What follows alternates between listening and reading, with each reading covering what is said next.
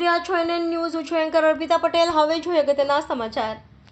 મહીસાગરના Bakor police station વિસ્તારમાં લોકસભાની ચૂંટણી 2024 અન્વયે પોલીસ અને સીઆઈએસએફ ફોર્સના જવાનોને સાથે ફ્લેગ માર્ચ યોજાયો.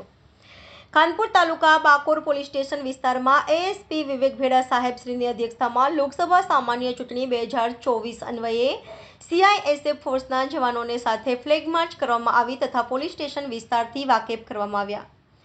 ચૂંટણીને અનુલક્ષીને કાયદો વ્યવસ્થા અને સુરક્ષા સલામતીની સ્થિતિ અંગે સમીક્ષા કરાઈ. ફ્લેગ માર્ચ યોજી પોલીસ તેમજ સૈન્ય બળનું શક્તિ પ્રદર્શન કર્યું. પોલીસ તંત્ર ચૂંટણીની આગોતરી તૈયારીઓમાં જોતરાયું. આગામી સમયમાં મહીસાગર જિલ્લામાં યોજાનાર લોકસભાની ચૂંટણીને અનુલક્ષીને કાયદો વ્યવસ્થા અને સુરક્ષા સલામતીની પરિસ્થિતિમાં સમીક્ષા સીઆઈએસએફના જવાનોએ આજરોજ બાકોર પોલીસ સ્ટેશન ખાતે ફ્લેગ માર્ચ યોજી પોલીસ તેમજ સૈન્ય બળનું શક્તિ પ્રદર્શન કર્યું હતું. લોકશાહીના મહાપર્વ ગણાતા એવા લોકશાહી ઇલેક્શન 2024ની જાહેરાત થતાં સમગ્ર ભારતભરમાં લોકસભાની ચૂંટણીના બ્યુગલ વાગી ચૂક્યા છે. ચૂંટણીને લઈને તમામ રાજકીય પાર્ટીઓ સહિત ચૂંટણી પંચ અને જે તે લોકસભા મત વિસ્તારનું સ્થાનિક વહીવટીતંત્ર તેમજ પોલીસ તંત્ર ચૂંટણીની તૈયારીઓમાં જોતરાઈ ચૂક્યું છે.